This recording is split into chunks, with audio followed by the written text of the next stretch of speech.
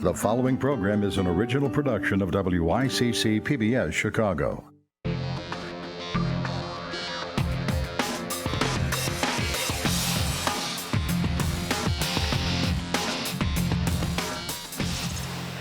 Good evening, everyone. I'm Robin Robinson, and tonight we are talking again about youth violence in Chicago. More than 350 murders already in 2015, 2,500 shootings. 17 to 26-year-olds are shedding the most blood. The vast majority are black and brown boys and men, driving a homicide rate higher per capita than New York or L.A.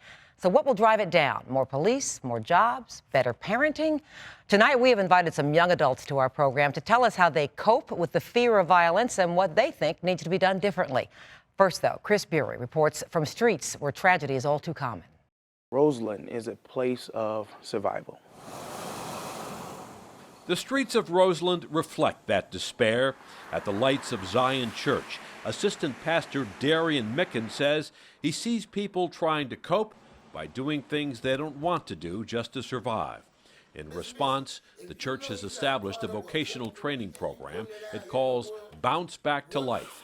It offers classes in construction, janitorial work, and even certified nursing assistance for those who may be homeless, fresh out of prison, or seeking a new way of life. We train them, and then we train them to a point where it's an 8 to 10 week class, and after the class is over, they get certified, they graduate, they feel like they've accomplished something. Despite his best efforts, the violence in the neighborhood is still a nagging reality. It's been about 60 people that's been shot and killed over the past year that I know about. Among those 60 people, 24-year-old Patricia Chu. She came through here and we helped change her life. She went back to her family, told her what we were doing here, but unfortunately she became a victim of the streets. In September, Chu, who was pregnant, was gunned down along with her mother on this street in the back of the Yards neighborhood.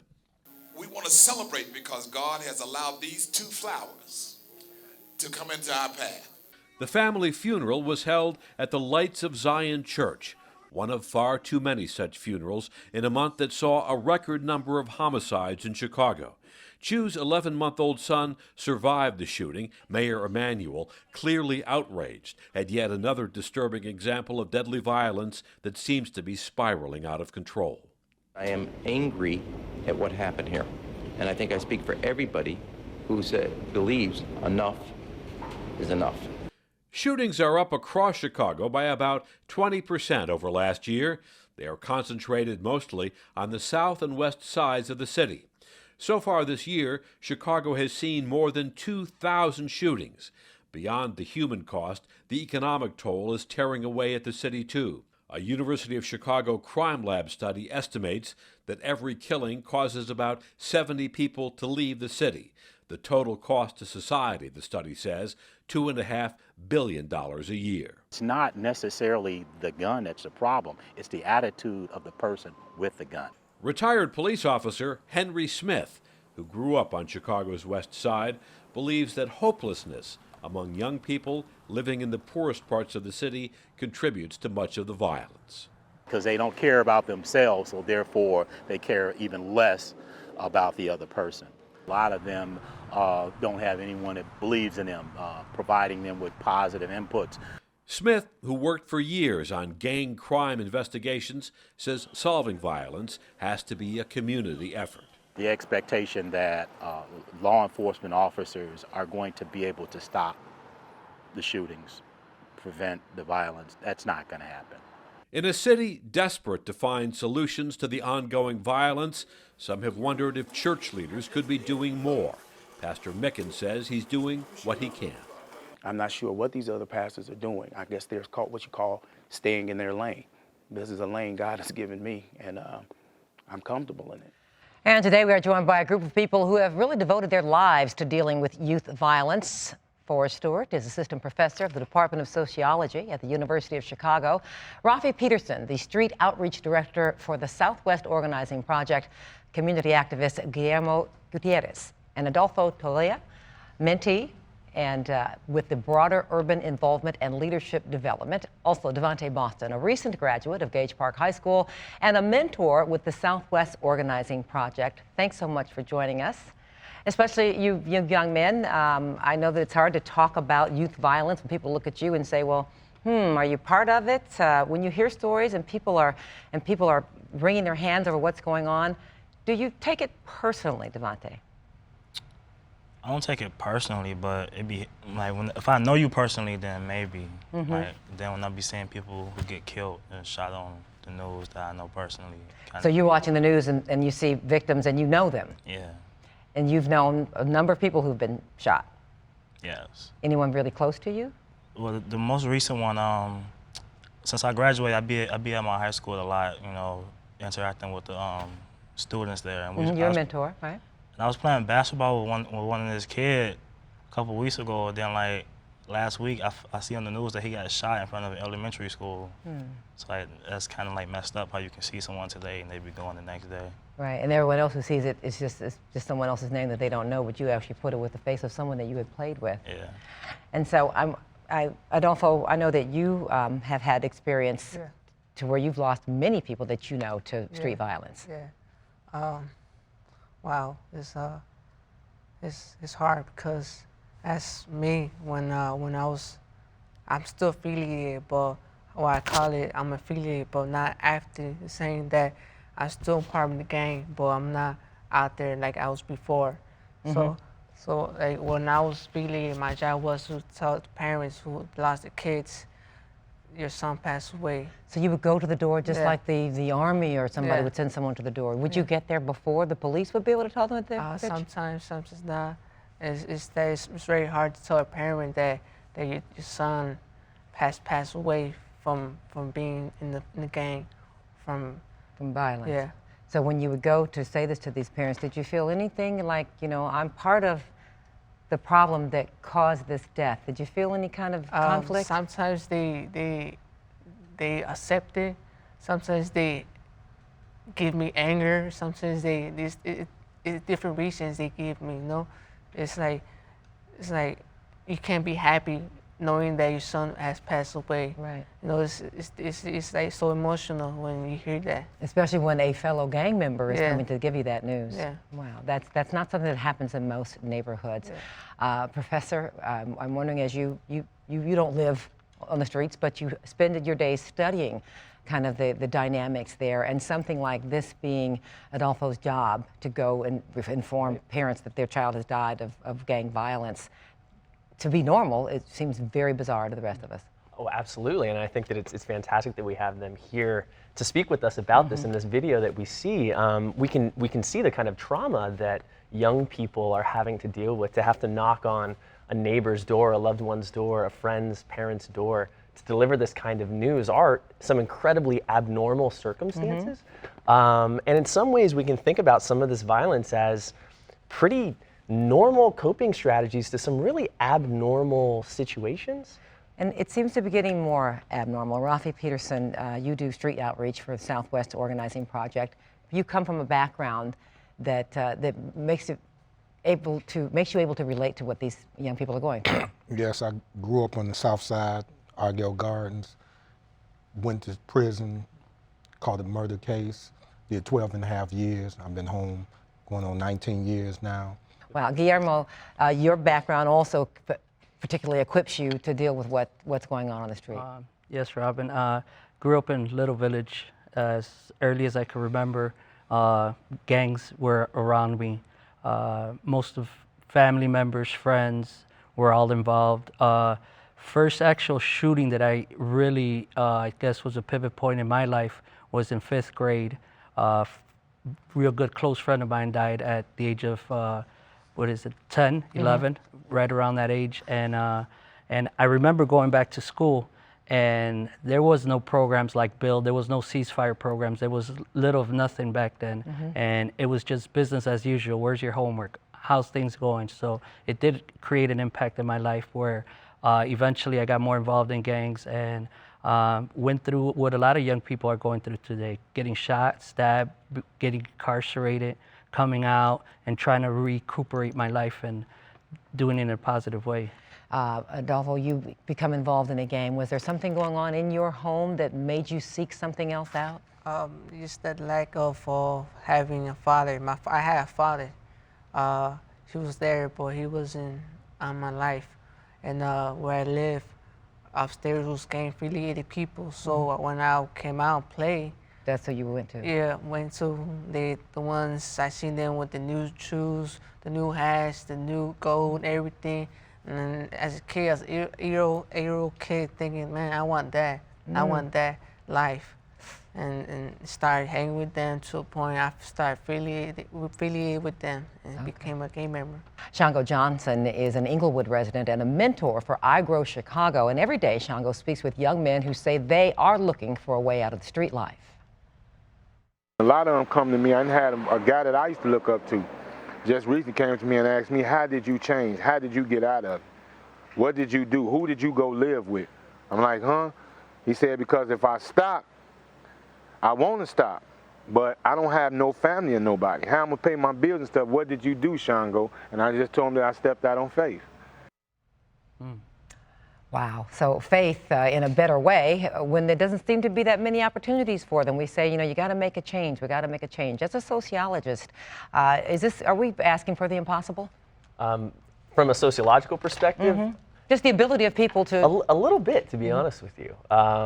Right, so we're looking at incredible levels of joblessness. We're looking at incredible levels of distrust in government, distrust in police. We're looking at whole-scale neighborhoods that we as a society in general have kind of abandoned.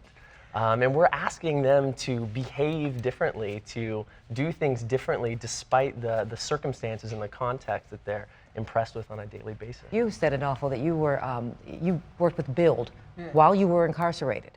And that's how you kind of discovered a program that kind of showed you some other ways. Is that? Oh, yeah, because I've been in different programs. I've been different programs, different churches.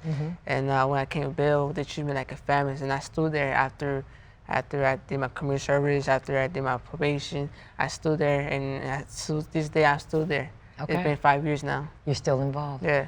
Guillermo, how important is that? You know, people keep saying, well, stop throwing money at programs. That's not the problem. Are they working? I think Adolfo's been around Build for 5 years, keeping him out of the negative track that he was living. This, at least, even, you know, for me, working with young people, it becomes about emotions with a lot of them.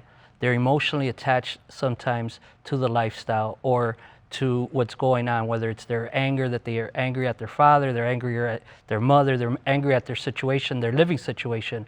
And sometimes they don't know how to deal with these frustrations. So you have young people like Adolfo, when he's going through it, he has somebody, a mentor like Rick, who mentors him, who comes into his life, and they just have a simple, sometimes conversation that'll get him right back on that right path. So if these programs work, though, it doesn't seem like we don't seem to see anything going to scale. We're seeing the murder rate, the number of shootings going up instead of down. So are there not enough of them, or are the police not doing their job?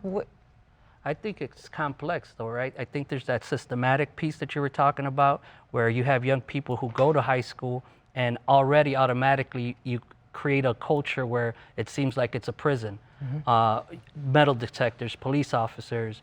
So they're coming in already on the defensive side. So even for some young people, they're coming into simply institution that's supposed to be there to help them and assist them get a better education, to create an idea or a community for them where it's a little bit more hostile than a normal situation of just going to get your education. So I think that kind of makes them start looking at life a little different.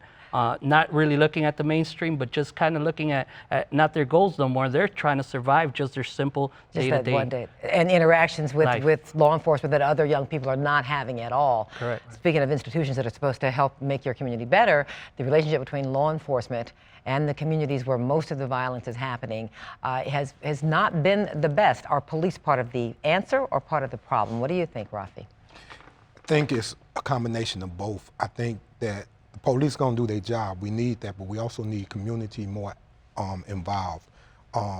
You say police are going to do their job, which is to investigate and arrest people, prevent crime. That's what they do. They're not social workers. They're not mediators. So they do their job. Again, you deal with the racism. I think it's a tension when you have people who do not look like you when they actually come in. And in our communities, we don't see it all the time in the South Side. where it's like an occupying force. So it's very hard. I've been at murder scenes where the officers didn't treat the people on the ground who was killed, nor did they treat the family as human beings. They treated them other than. So that's a very sensitive time. So how can I look at that individual as somebody to help me when he's being disrespectful to a person in my family who I love on the ground, as well as to my mother who's trying to grieve for the loss of her son. So I think that there's some community mediations that have to be done with law enforcement as well as community leaders. So, Professor Stewart, when you hear calls, for instance, that the police chief, the police superintendent should be, kicked out, is that kind of just a distraction to what the real issue is, or would that make a difference? Yeah, I don't know if it's a distraction. I think it's a response that we're all having to a problem that feels really entrenched. I mean, I think the unfortunate truth that research is finding out is that sometimes policing can actually be a direct thing that exacerbates the violence. So what we found recently actually is that with every negative stop and frisk young men and young women experience, they're less likely to engage in legal institutions, so they're less likely to want to participate as witnesses, right? We have supposedly this large no snitching culture. They're less likely to access medical services. They're less likely to access financial services. They just distrust the system. Distrust across the entire spectrum. So this seemingly, right, kind of innocuous, irrelevant street interaction where an officer is putting them up against the wall and checking them for guns, right, which we're all calling for them to do more of, is actually sending ripple effects across a community that's actually making people kind of withdraw and perhaps take up street justice, right? If you can't trust the police to solve the shooting or the murder of a loved one, I mean, a lot of young people are taking up guns and trying to do it themselves. We talk about some of the things that are going on now, but this didn't just blossom up overnight. Right. So people say, well, if there were more jobs, then young people would, even if it was jobs for their parents, but young people in particular have a very, very high unemployment rate, or a low employment rate, particularly African American youth. So would a job have made a difference for you, Adolfo? Yeah. Yeah? Yeah. But you say you started at a very young age, going hanging out with the guys who were father figures, though. Yeah. They sending weed, bags. I can't apply for a job. I can't do resume. I can't do that. So what I do, ask them, give me work. Going around the corner, so a couple bags, probably win more than more than a salary wage. Probably less. It depends. Okay, so you're selling weed as a job or whatever because you can't get a regular job. Is that too simple of an answer, though, to say that if there were more jobs, there would be less hopelessness leading to this kind of behavior? I think it's complex. I mean, even when you look at the history of gangs from the beginning of Chicago time, you're looking at the Irish, you're looking at the Italian. Gangs did not come from black and brown communities. They came beyond and before that. But they were able to work their way up into the mainstream and above. And they were, through Al Capone and so on, mafia and politics and getting into the police department. So they had their system of how they got away from that lifestyle, right? But ultimately it comes back down to the same issues: poverty, not having enough space for young people to really develop themselves as young people into a positive adults. Education. It really comes still back down to the same root causes that are creating our communities to be the way they are. What do you think, Rafi? If we had fewer guns, would people just, bash each other to death? Or? I think that one of the things is, when they say about guns, is that two things. One, years ago we did a thing out there at Chuck's. They did a march for Father Flager and Jesse Jackson. At the gun shop. In the gun shop. They say more guns came out of that one gun store, probably connected to crimes and homicides in the Chicago, especially on the South Side, than anywhere else. They still open and thriving. But the thing is, any ex-offender cannot go in there and buy a weapon. So where does the guns come from? I hear they're easy to come by. And absolutely. In the community, and I work with brothers coming home from prison. In our community, you can get out after 10 years or 15 years, whatever it is, and in a half an hour, you can have a bag of dope, a pistol, and a hooker if you want them. All in your own community. All in the community, but the police there every day, and they can't find them. And so it's got to be something wrong with maybe how it's being pursued. I think that farther go with the young people again, when people are in desperate straits, they're going to commit desperate acts. And one of the greatest things I think is not the guns, the drugs, or the gangs. I think it's hopelessness. I mentor young men, 6th, 7th, 8th graders. And if they don't think that they're going to live to 19 or 20 years old, and they can't see that far ahead, how do you think they look at anyone else around them? Now, they don't put us in those boxes that we live in and keep us confined in that. Who does that? It's systemic. And we need to really look at that. And why can they spend, every prison in Illinois has an industry. Why don't we have industries in our communities? We don't have boys and girls clubs. We don't have the Boy Scouts on the South Side. We don't have any of these programs that other communities naturally have and take advantages of. If we did, we can do it. These young brothers are prime examples. Very of capable. That. What is a mom to do? What could your mom have done that would have kept you out of a gang? Be there, because she was working a lot. She was helping us to survive. Right. She was putting food on our plate. And So she couldn't be there and do that. And I was the oldest son, so I didn't have no older brothers. I had older sisters. I couldn't tell them what I could do or what I feel. So and in the day I went up to next door upstairs, telling them my issues, and they were telling me like how to solve my issues. To the point I started affiliated with them. So I started being in the block, started having illegal stuff on me. So they were kind of being a pseudo parent for you, kind of filling in. But we do, we do tend to blame a lack of good parenting for what's going on. Is that fair? Should parents need to step up? I don't think so.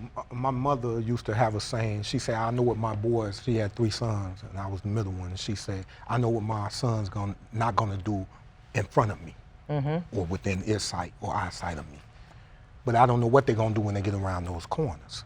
And I think that that's one of the things that if you want young men, they have a certain energy that's different.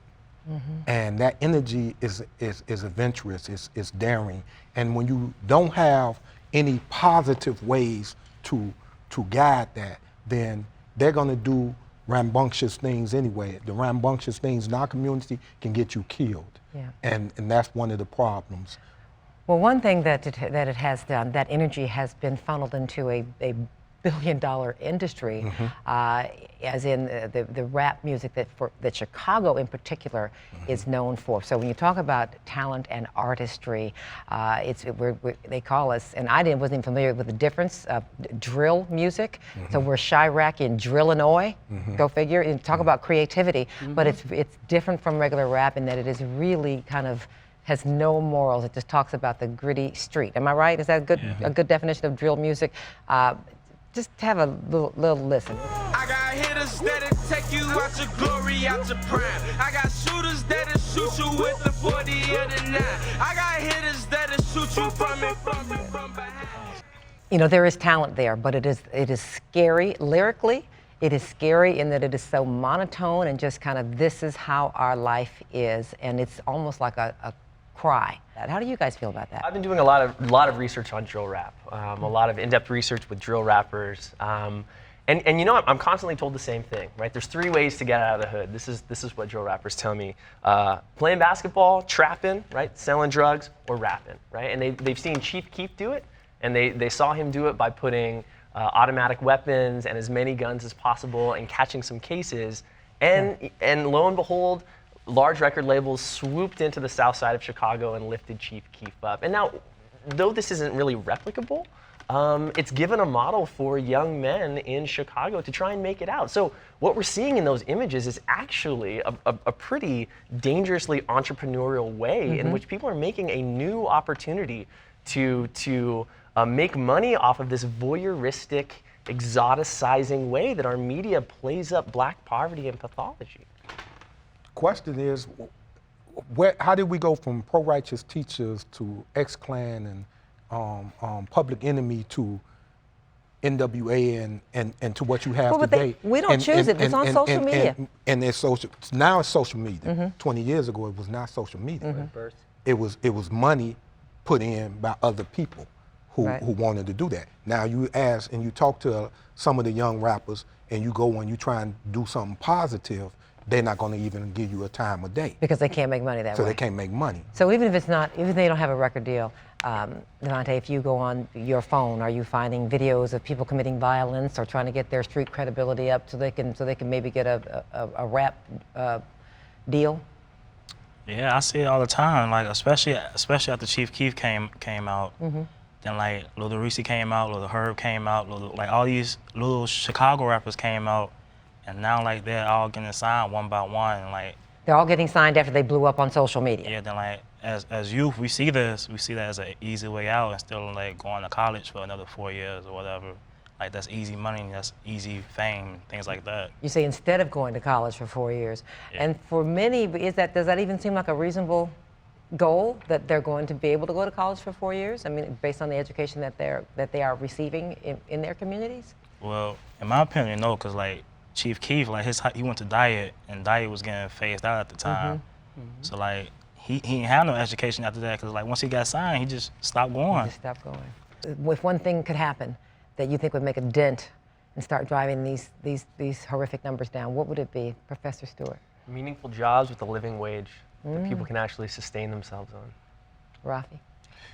I've been blessed to go overseas, and in Copenhagen they have 18 plus clubs, and 18 plus clubs have 2 social workers in there, and the young people can come there and they keep it open almost 24 hours, and they get to come in and they have everything in there, and they deal with the trauma. They talk to them if they need to talk in private, but it's a place where it's like a safe space, but they can come in, and it gets them to mix more than what we have, where we're so, in our communities are so segregated, both self-imposed as well as, economically. All right, and I so just think that someplace for them to go Yes. and socialize, and okay. And Guillermo? I think it's if we take a holistic approach to the systematic problem, along with mentoring young people to a positive path and jobs. I mean, I think again it's complex, but from even the music to challenging those who are bringing out this music into our communities, who is giving out these type of contracts to young people to rap this way. I think there's some truth to it, but that's not the truth of all of Chicago, and definitely mentoring young people to a positive path. Devontae? I guess I would also have to go with jobs, because there's like a lot of vacant properties in my neighborhood. Like we got a vacant Sears building, a big vacant movie theater that's been closed for like 10 years. Like it's just been sitting there. Like you can open that and teenagers can be working in these buildings and making money instead of being on the streets. And Adolfo, what would you do? I think we should teach people with legal guns how to hide the guns. Cause when I steal into houses, I will find guns under the mattress, under the bed, in the dressing room, under the shoebox, anywhere you think somebody won't find it, you'll find it. Always in the same places. Yeah. Because you did get arrested for home invasion. Yeah. All right, so secure those guns if they're in your house. All right. We appreciate you all being with us. We are out of time, but this is not a subject, unfortunately, that's going to go away anytime soon, and your insights have been very, very helpful. So I want to thank you. Forrest Stewart, Rafi Peterson, Guillermo Gutierrez, Adolfo Tolea, and Devontae Boston. To hear more from our guests, you can log on to WICC.org. Look for In the Loop. Until next time, I'm Robin Robinson. Goodbye.